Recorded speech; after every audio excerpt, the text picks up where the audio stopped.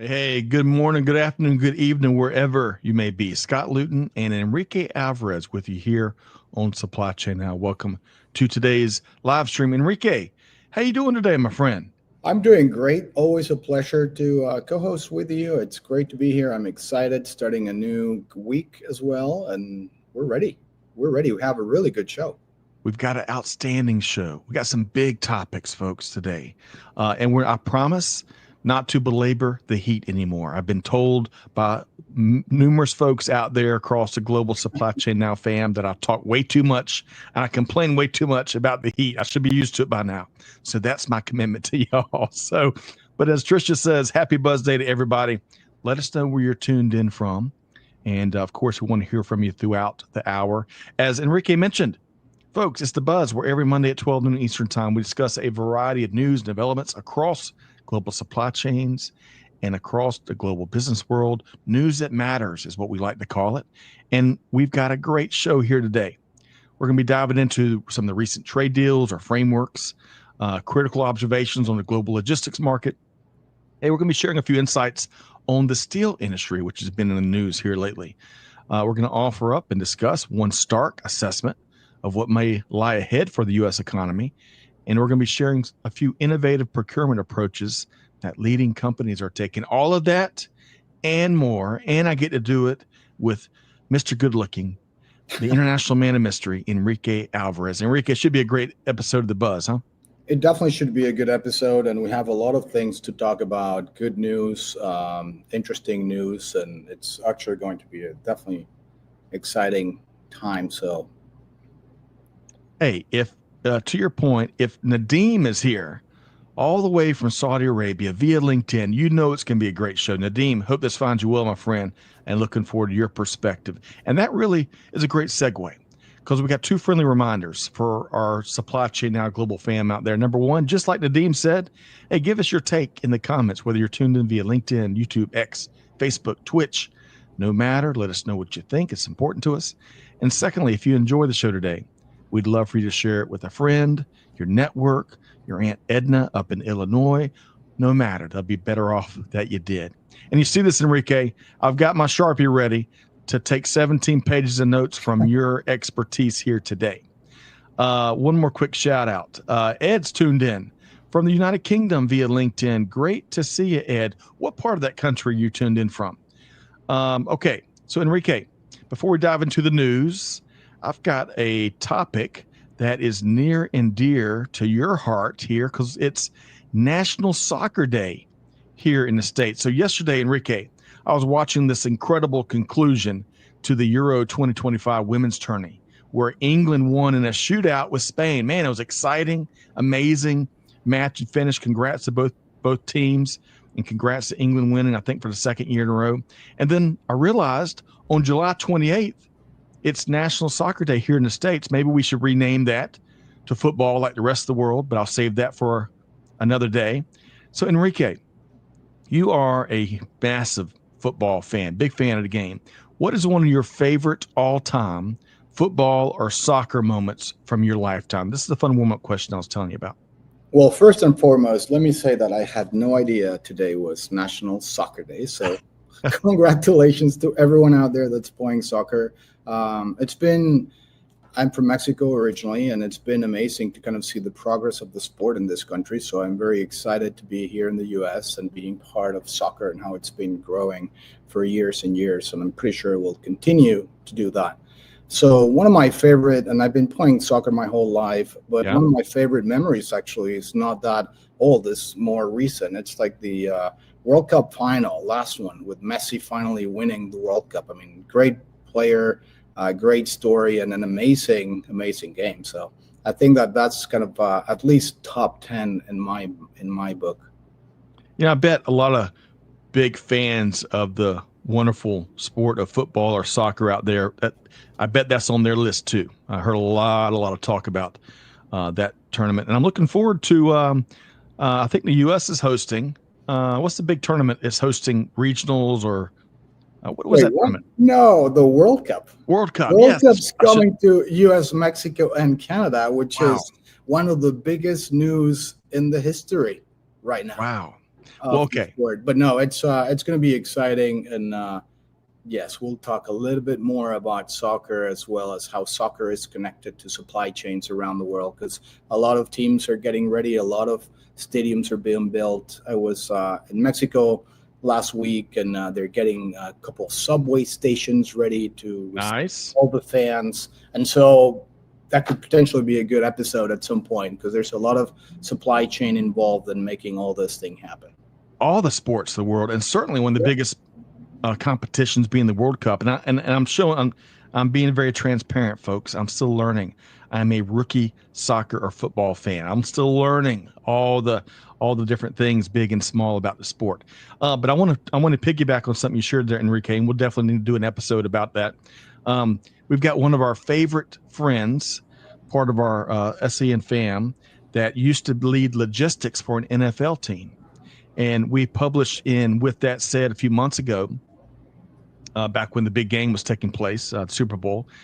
He shared some observations from his time leading logistics for an NFL team. So now I've gone back to him and said, hey, training camp's coming up. We got preseason coming up.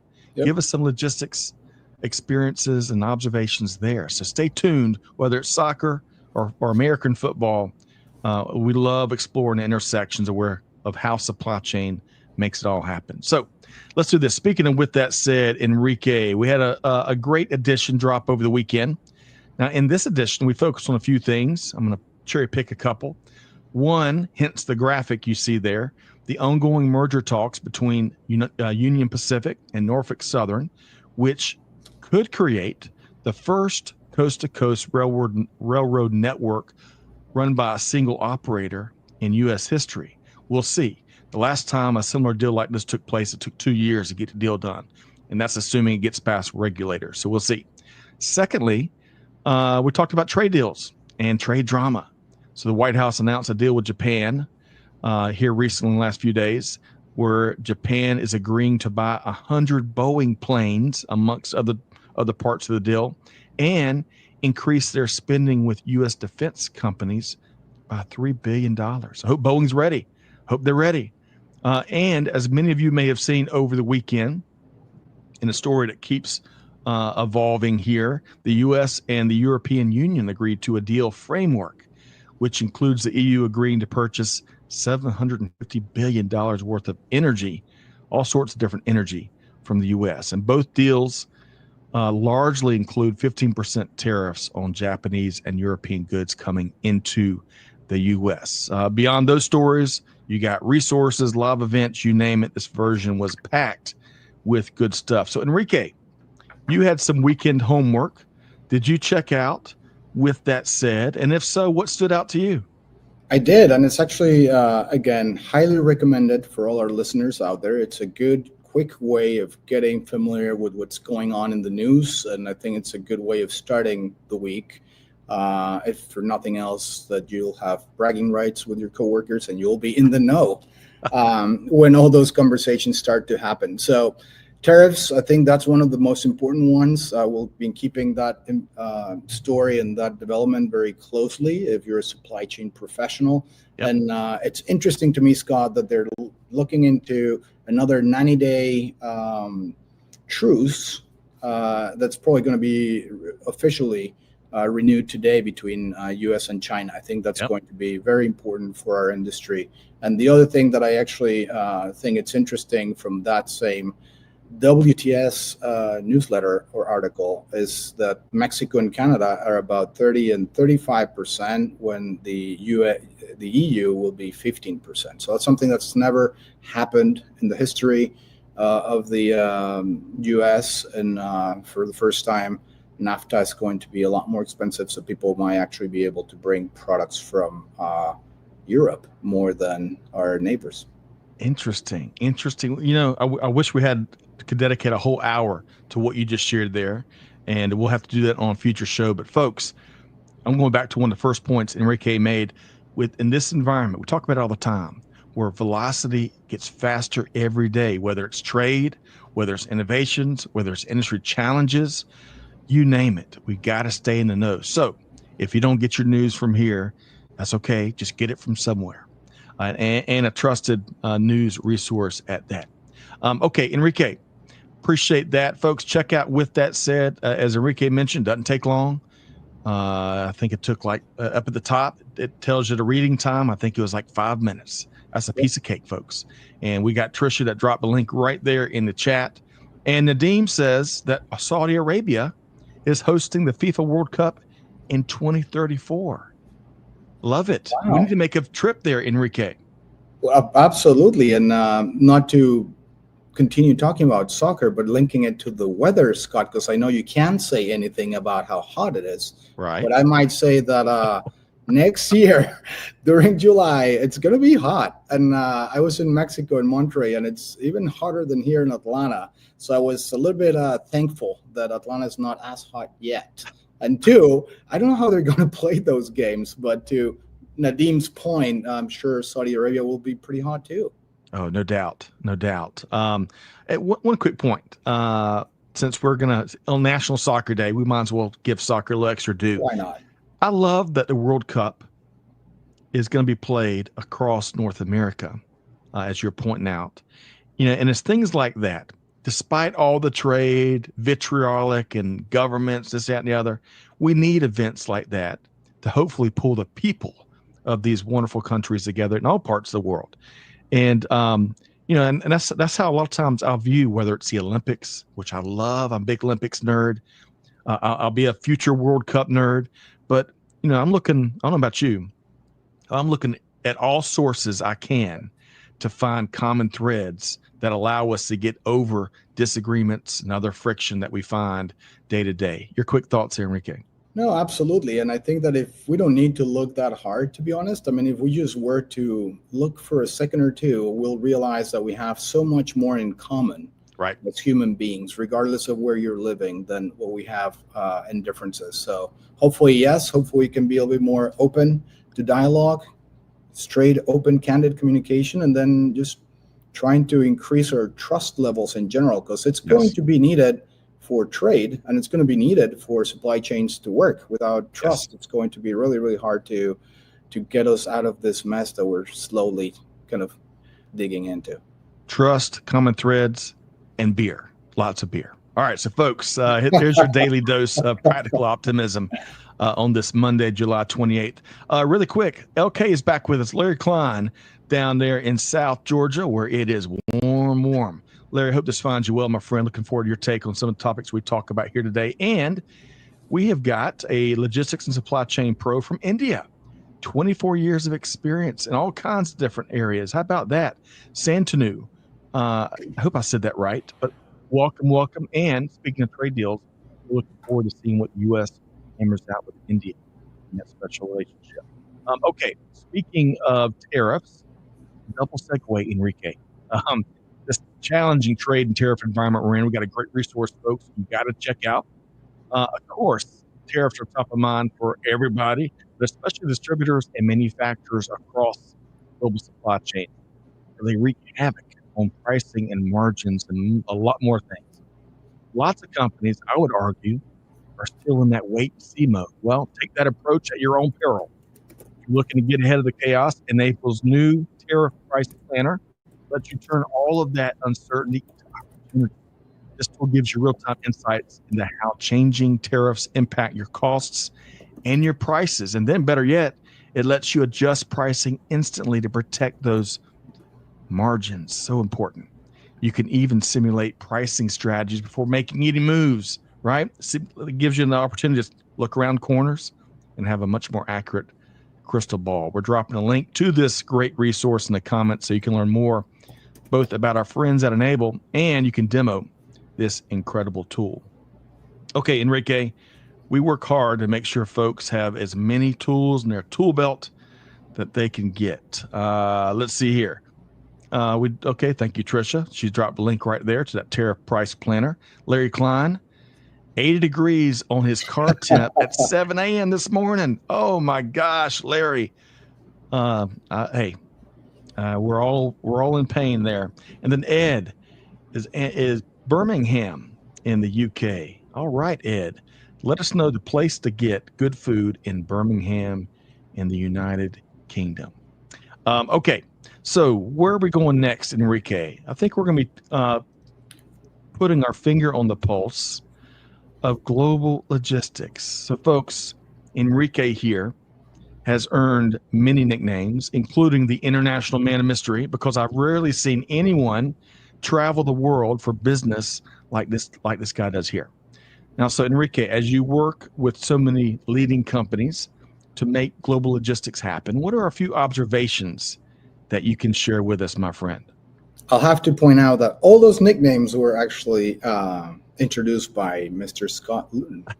But I don't know if I could be considered a man that travels a lot. I know that a lot of you guys out there travel a lot, and it's probably part of the deal. If you're in supply chain, you're actually dealing with a lot of different countries, a lot of different regions, a lot of different cities, which makes it for one of the privileges of working in this industry, as well as some of the challenges as well.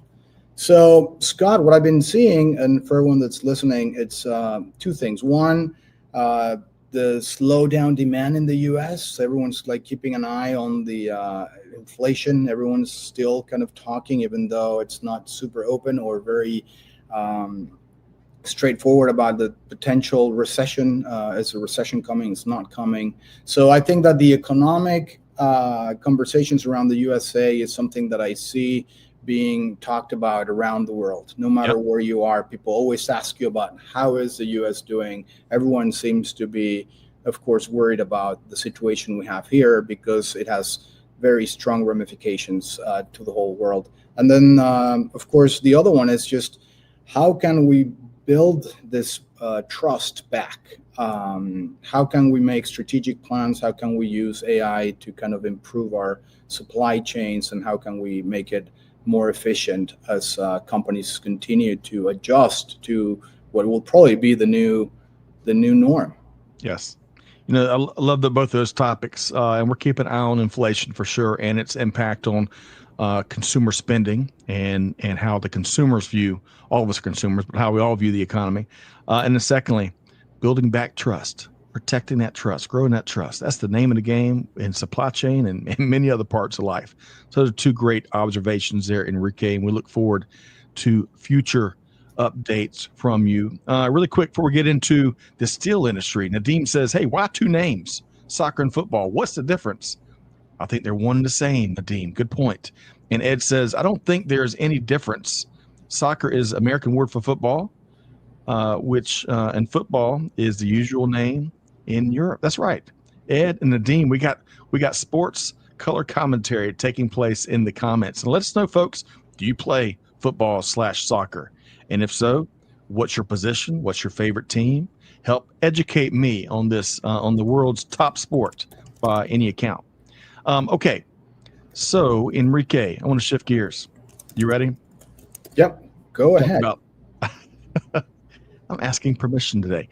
We're going to be talking about a rhetorical question. I'm sorry. It was terrible co-guest. Oh, the steel industry has been in the news a lot lately, and not just because of tariff negotiations. Of course, Nippon Steel, I never know how to say that. I got to practice that. Nippon Steel completed its acquisition of U.S. Steel about a month ago, although it comes with some interesting golden shares that the U.S. government still holds. And separately over in the UK, where Ed is, to keep it from closing, the United Kingdom government recently took control of the last plant in that country that makes virgin steel. And that's, in my view, a remarkable illustration of how the steel industry has evolved. But here, Enrique, what I'm showing the graphic on the screen here, interesting read from the New York Times, that's really built around one central premise. We're making way too much steel. It states that according to the Organization for Economic Cooperation and Development, excess steel production is estimated to reach 721 million tons by 2027. Goodness gracious. Now, over the last 10 years or so, tons and tons of cheap steel has entered the global market from China, which has created quite a transformation and lots of new trends, opportunities, and challenges. Get this, China makes more steel and aluminum than the rest of the world combined. But as that country's economy has ebbed and flowed and slowed down. In some cases, China has dropped its steel prices. And that creates quite a few challenges across the globe, especially as all countries and governments want to protect their access to this critical resource. So it's good and bad, as everything in life, good and bad, except if you win the lottery. That's all good, I think. But Enrique, the steel industry, there's a lot more, folks. If you got to check out the article. I really had to kind of recap at a very high level. So check it out. But Enrique, your thoughts? Well, it's interesting, right? Because definitely a good article to read. And steel is considered now like an economic security asset for countries. So everyone's trying to keep this steel production in-house, and they're trying to use steel production as a way to demonstrate how powerful a country is compared to others. But this overcapacity is, of course, killing all the green initiatives, and it's going to be quite a dilemma. And I would kind of make an analogy with a prisoner's dilemma. Everyone around the world sees and understands that we're producing way too much steel than the one we need, yet no one wants to be the first one to stop. Right. Which, again, right, it's going back to what you were talking before, which is trust. I mean, we gotta at some point trust each other, because we have, and this is a silly example, somewhat silly, I guess, as of how not trusting each other can affect the world, can affect us, can affect our economies, because we don't need the steel. So why do we keep producing it? Interesting. I think some would point to, steel is one of those things that's critical for militaries. It's critical for construction. It's critical to a lot of different elements of national security. So it's like in some cases, it's like a insurance policy. Right. And in fact, I think, and folks, I'm not an economist, nor am I a national security expert, but I think all of us, especially putting our supply chain practitioner hats on, we can connect the dots. And I think my personal take is when the government steps in to assume the operation is losing lots of money. So when they step in and take control and ownership of a steel producing facility, even at a great loss, it is to protect that access and keep that within their control. But it presents so many different challenges. So we're going to keep our finger on the pulse. But we both thought this was a great read about a critical industry. There's a lot more to it, so y'all check out. I think Trisha, thank you, Trisha. The link is right there in the chat, so y'all give it a read and let us know. Enrique, you want to add one more thing, huh? Yeah. So the UK, for example, is nationalizing some of the plants, and then of course we talked about the tariffs. It's worth pointing out that tariffs in the US for steel, regardless of the UK, are still at 50%. Yeah. Right. So everyone's being very protectionist, and of course, it's important to also see that the more we produce, the prices are going to start going down. And historically speaking, when steel prices and aluminum prices are the lowest, is usually 6 to 12 months before the industrial slowdown. So are we heading into an industrial slowdown? Maybe. We'll see. We'll see. And we're going to talk about that in just a second. It's a great segue. But first, let me just point out, folks, I don't know if y'all have ever been in a steel foundry, which I think this image here comes from, but look at that image. See how heavy industrial, I mean, we're talking about molten steel. It's not for the faint of heart. Well, Enrique, I've ventured up to, this is years and years ago, I ventured up to, goodness gracious, the Rome, Georgia area, right? And they had a really big foundry up there that I think Gerardo Steel ran. I'm not sure if it's still there or not, but Enrique, I tell you, after touring that massive plant and seeing cauldrons of molten steel move everywhere, I had to get a beer and a Marlboro Red and smoke that thing after I left that facility.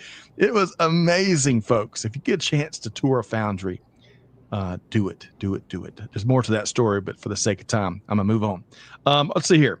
Going back to trust, Enrique. Larry says, fool me once, shame on me. Fool me twice.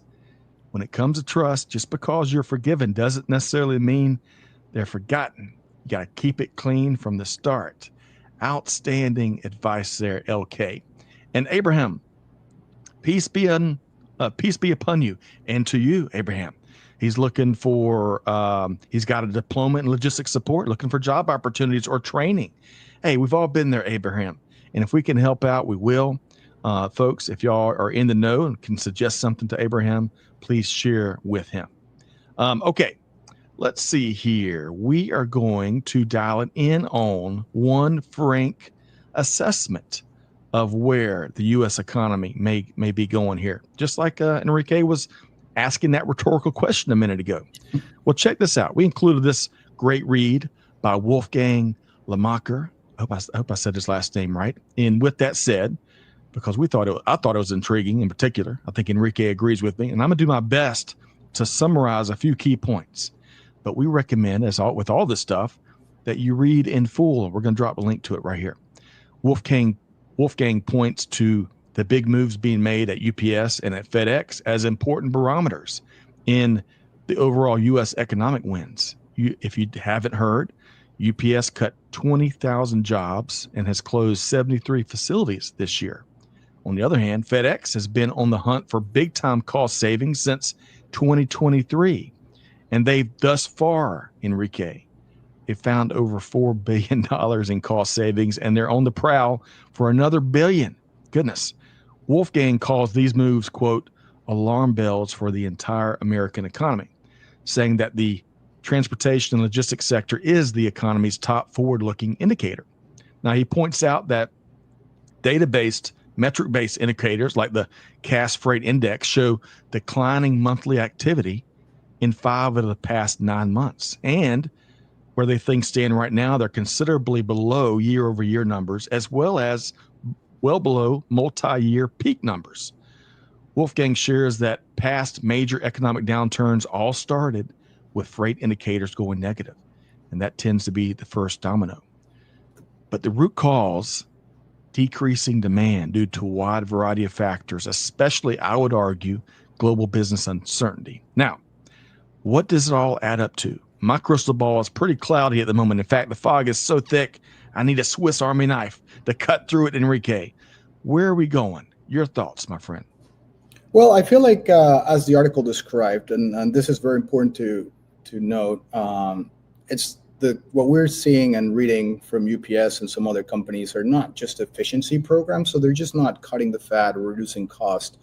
They're really just putting the emergency brake, and that's not something I came up with. That's, I think, a quote from the article, and it has to do with trust, and it has to do with the certainty of the tariffs that we're seeing and where everything's going to land. So one thing that we all know as supply chain professionals is that we can see the economy a little bit clearer through the eyes of supply chain, right? Parcel, trucking data, all of those things move a lot quicker and faster before the consumers start to feel the hike in prices or the right.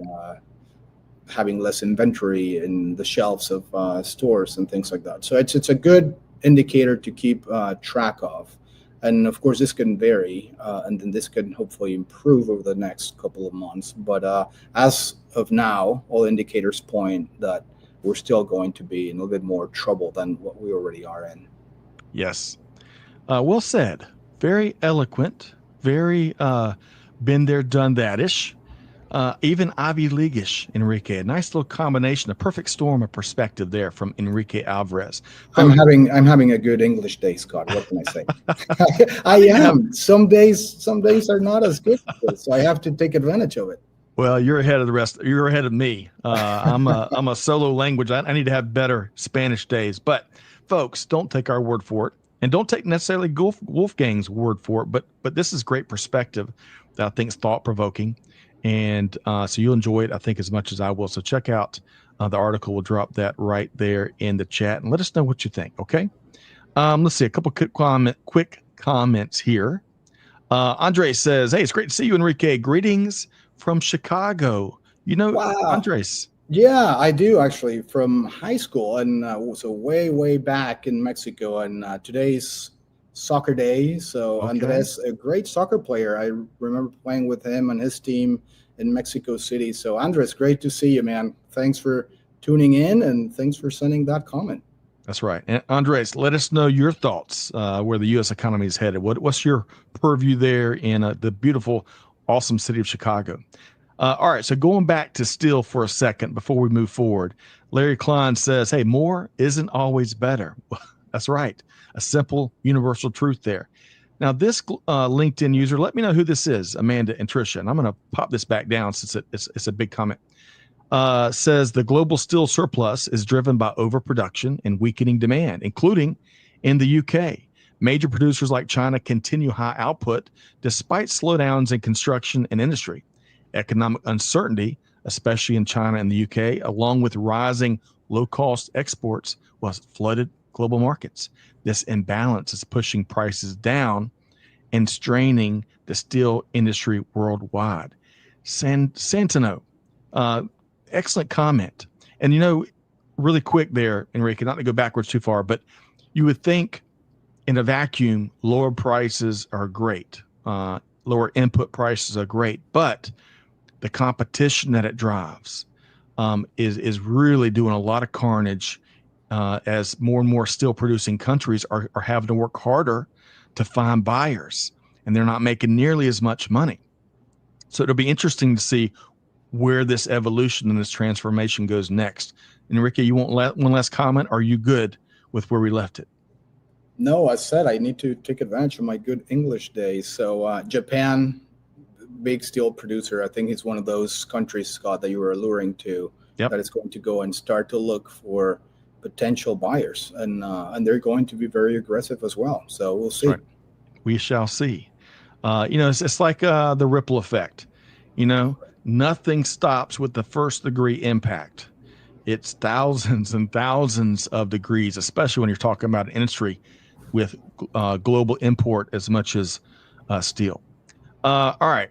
Hey, Will Quinn, the distribution guy. Will, we enjoyed your appearance a few weeks ago, and good morning to you from Naperville, Illinois. Let us know your take on what we're working through here today, Will. All right, let's see here. Well, folks, going back to what's going on in the freight market, I want to make sure this is on y'all's radar. We've got an outstanding event coming up, including one that offers key data-driven and market-driven insights into where we are with the domestic freight market and where we're going. Get this, on August 6th, Corinne Burst and I are hosting a discussion on the domestic freight market. We're going to be featuring Bob Costello, Chief Economist and Senior Vice President of International Trade and Security Policy for the American Trucking Associations. Also back with us due to popular demand, Bobby Holland with U.S. Bank. And we're going to be analyzing the U.S. Bank Freight Payment Index for Q2 2025. Hard to believe we're already there. Now, folks, if you've been a part of these discussions previously, you know they always offer up an interesting and actionable collection of data and market-driven expertise and observations, from economic gleanings to supply chain to consumer behaviors to geopolitical and a whole bunch more. Come join us, and we're dropping a link right there for the August 6th discussion. Okay, Enrique, you hanging on? You hanging on for dear life? Yes, I am. We're shifting again. We're shifting again. We're going over to the procurement industry. Interesting read here. I should say the procurement profession or the procurement function, more so than industry maybe. Anyway, interesting read here from our friends over at Harvard Business Review that touches on several companies that have been digitizing various aspects of their procurement processes. So check this out. I'm going to pull out two. Enrique might pull out another one. You never know what Enrique is going to pull out. Might surprise you, folks. British Petroleum, BP, is ramping up its ability to explore innovative and emerging technologies from multiple startups simultaneously via what they call a procurement technology garage. How about that? It has led to tons of rapid, small-scale pilot efforts to help determine basically what I'll call the winners and losers, especially from a scalable return on investment perspective. And Nicholas Wright, who is head of BP's garage, states a critical mindset that we've been hammering home, I hope, for years. For many of y'all have too. He says, quote, our ethos is problem first, solution search after, end quote. Love that. It's critical. Now, speaking of scaling new technology, Walmart has invested into a procurement technology center of excellence approach. Now, it started in 2018, so it's been at it for about 7 years now. And the COE, the Center of Excellence, trains leaders, buyers, suppliers, and others in the Walmart global ecosystem and supports them kind of on the ground, so to speak. The company has baked a highly localized approach as it has identified the various differences amongst the wide array of global markets. Well, all that presented a challenge. How we do things in Atlanta, GA, may need to be a lot different than how we do things in Mexico City or Moscow or wherever else across the world. The aim seems to be to offer global best practices while encouraging and empowering local teams to kind of riff on the standard approach. Walmart says they've specifically seen tons of success and dollars in savings and efficiencies by leveraging e-auctions instead of in-person negotiations with potential suppliers, vendors, along with this COE approach. So, Enrique, there's a lot there. There's a lot more to the article, but your thoughts here on procurement, innovation, and experimentation. Well, it's very interesting, right? And we've talked about this a lot, and you have talked about this a lot at the Boss and other of your platforms, how technology is changing supply chain, really how technology is changing everything in this world. But so the other company that they talk about in the article, it's Otto Group.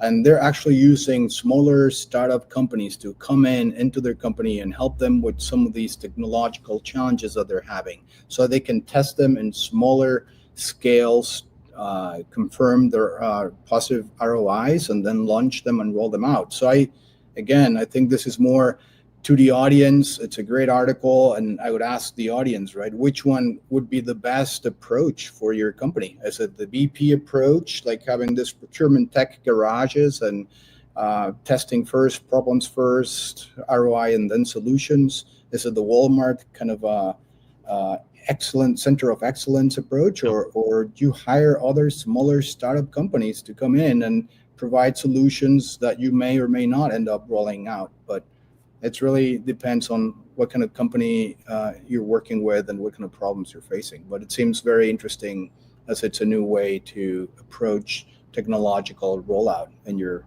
industries. Yes, well said. And I would just add to that, there's only one guarantee, only one unbreakable rule, and that is what has gotten us here is not what's going to get us there.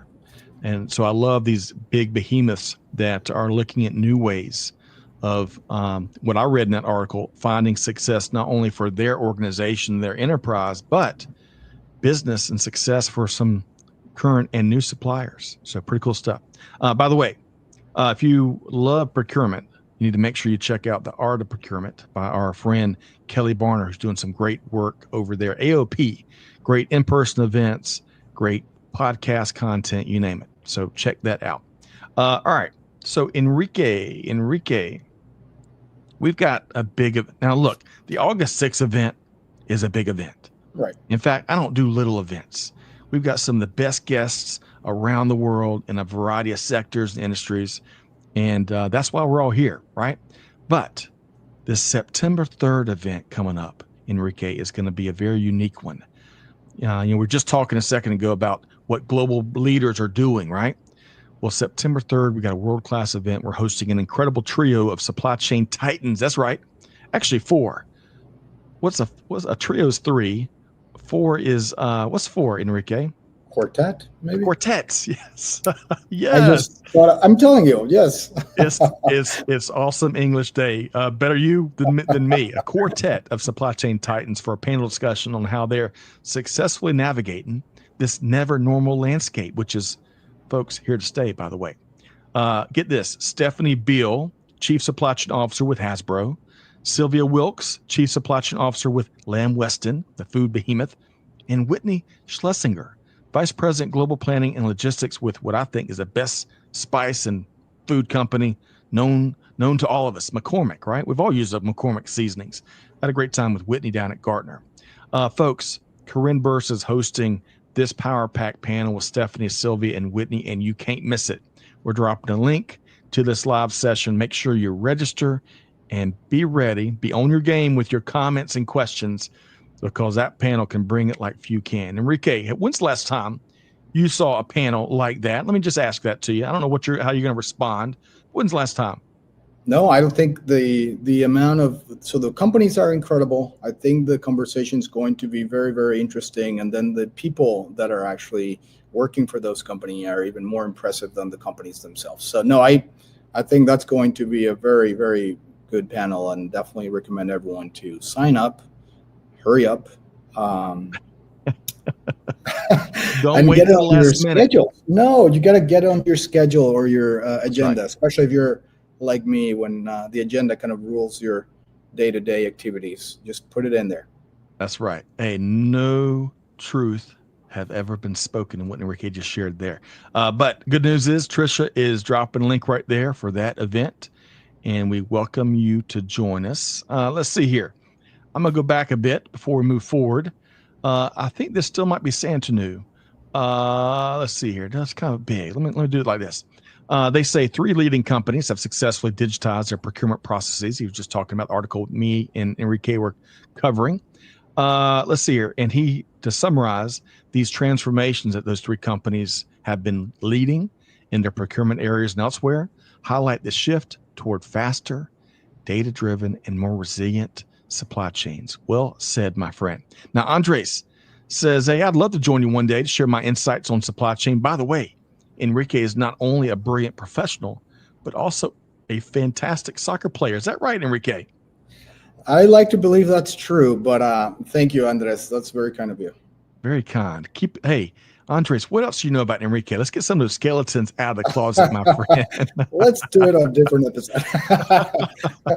Good stuff. Got a great crowd here today. Let's see here. We are going to highlight in this last segment, Enrique. Y'all came out with a great report that I think really illustrates in many ways what Vector is all about. And when I say Vector Global Logistics, which Enrique helps to lead and co-founded it. So now, of course, we collaborate on a couple of really important initiatives. One is Logistics with Purpose that you lead along with Christy, and a shout out to Nuria and the whole gang to help make that happen.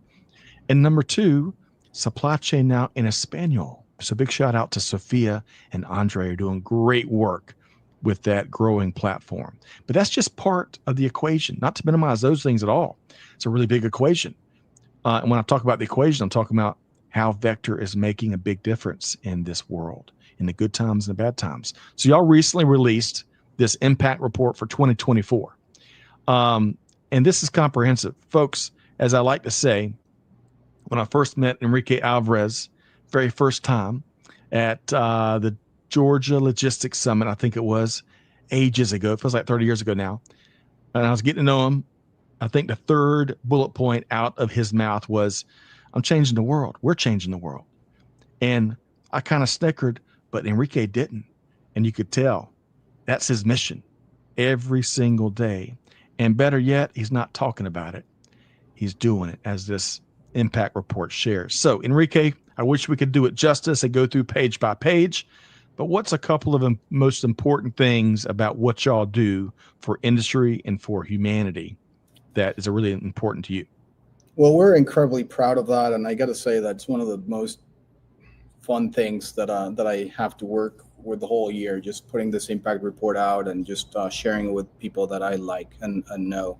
But we sent 13 containers to Ukraine. We continue those conversations. We help Valencia. But the 2 things, Scott, would be, while doing all that, we first and foremost start connecting people together. So we put this weekly calls that then become monthly calls and then become quarterly calls. And we have done this for Valencia. We've done this from Ukraine in 2024, and just connecting amazing people out there. I feel it's one of the most important things that we've done. So taking everything out of it, just the connections that we have been able to foster are just really amazing, and I cherish them a lot.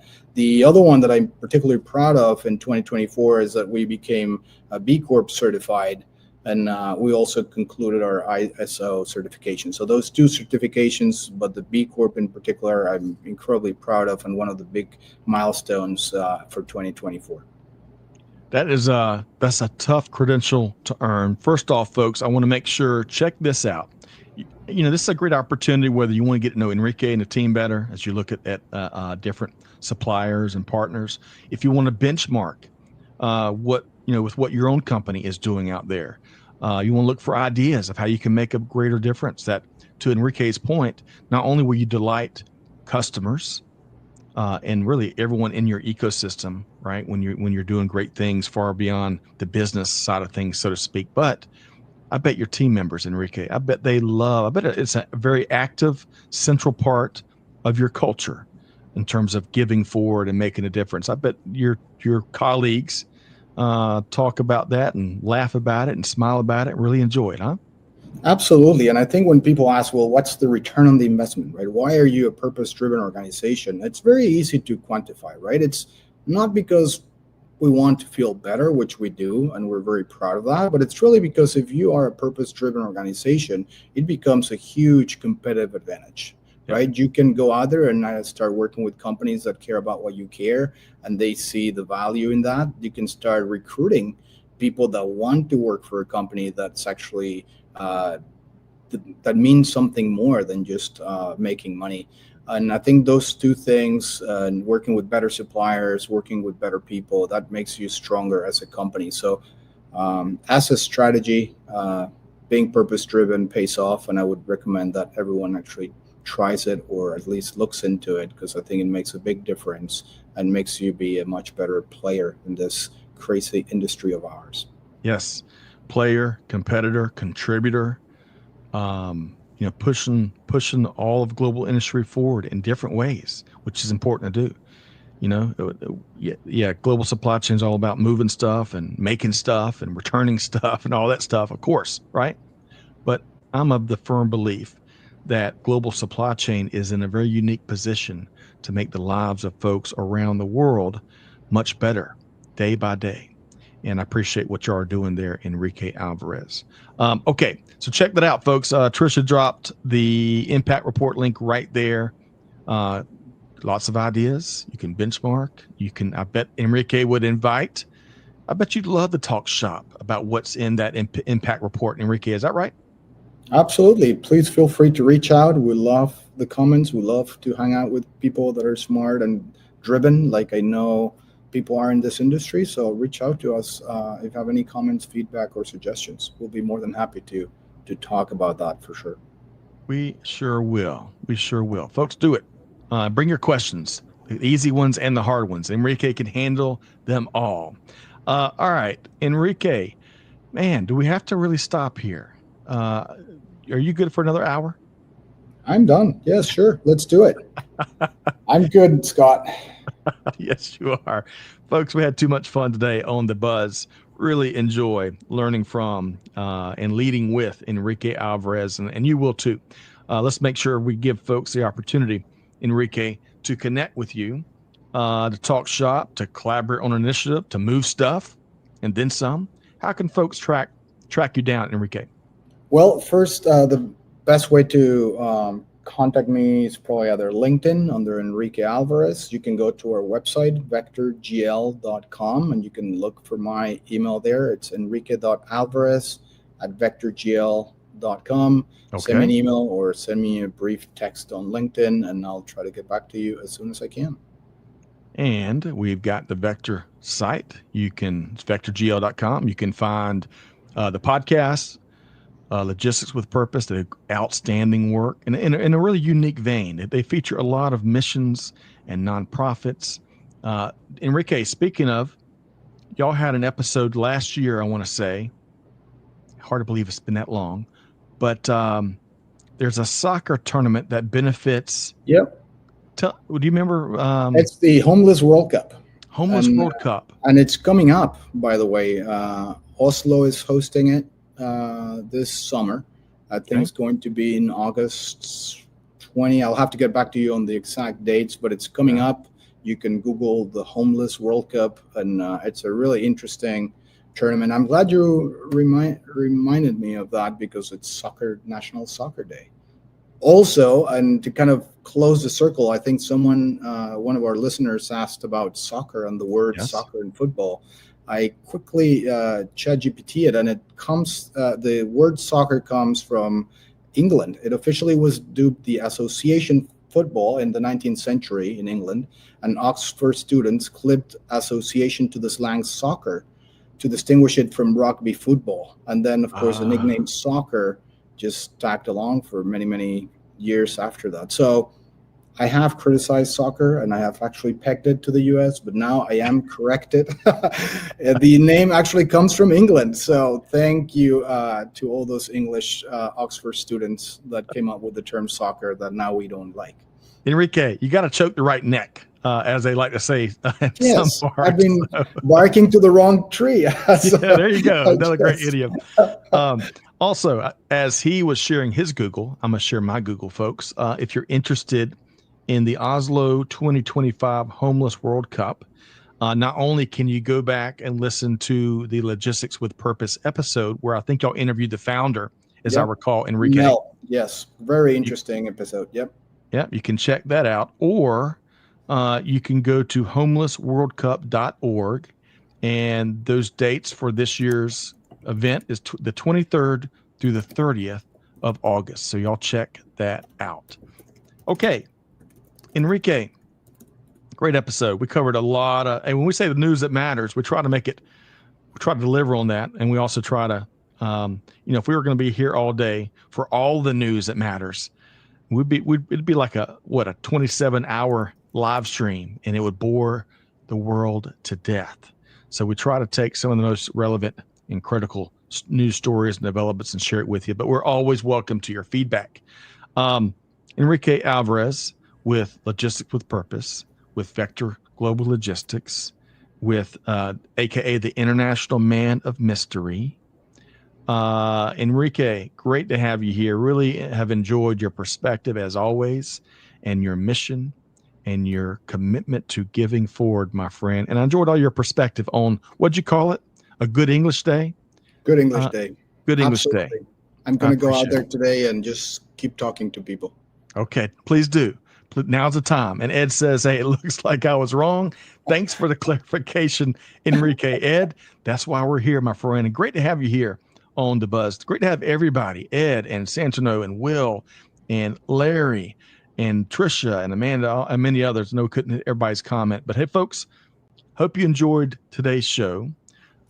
Big thanks to Enrique Alvarez. Big thanks to everybody that showed up. Big thanks to Amanda and Trisha behind the scenes to help make it happen. Most importantly, big thanks to our global audience for being here with us. You're the best part of this entire journey.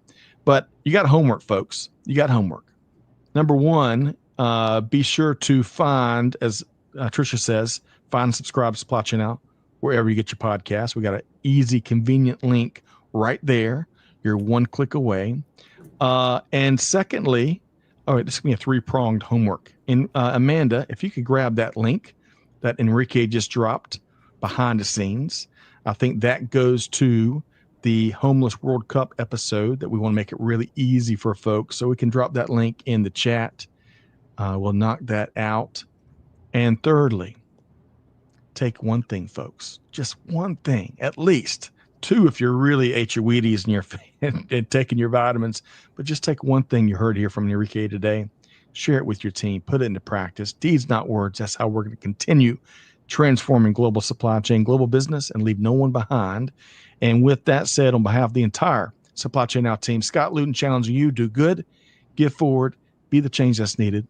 We'll see you next time right back here on Supply Chain Now. Thanks, everybody.